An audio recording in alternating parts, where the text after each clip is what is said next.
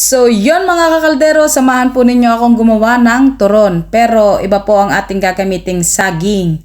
So, ang gagamitin ko po ay plantain. So, ngayon mga kaldero, balatan po natin at hiwain sa dalawa lang para madali po tayong makapagluto ng turon.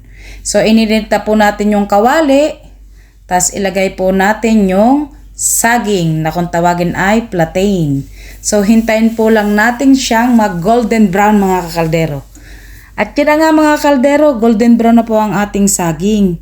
So ngayon naman po iinit natin ulit yung kawali at ilagay po natin ang aparata kasi wala po tayong wrapper.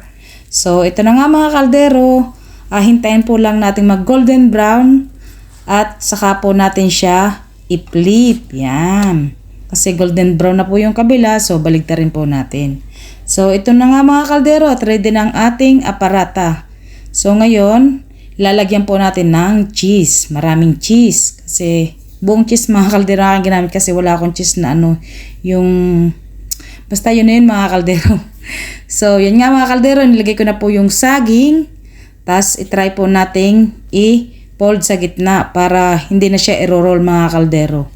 So yun nga mga kaldero, itinatry ko pero napakainit talaga mga kaldero ng aking niluluto. So maganda mga kaldero, bawasan po natin ng isang saging kasi hindi po natin ma-fold sa gitna. Para madali po siyang, yan. Kita nyo mga kaldero, yan. Ganyan na lang ang gagawin natin. Hindi na siya i-roll. So yun nga mga kaldero, luto na po ang ating turon in different way. Tikman na natin, hanguin na natin mga kaldero sa kahirapan. So yan na nga mga kaldero, niready ko na po at atin na pong titikman. Plantain.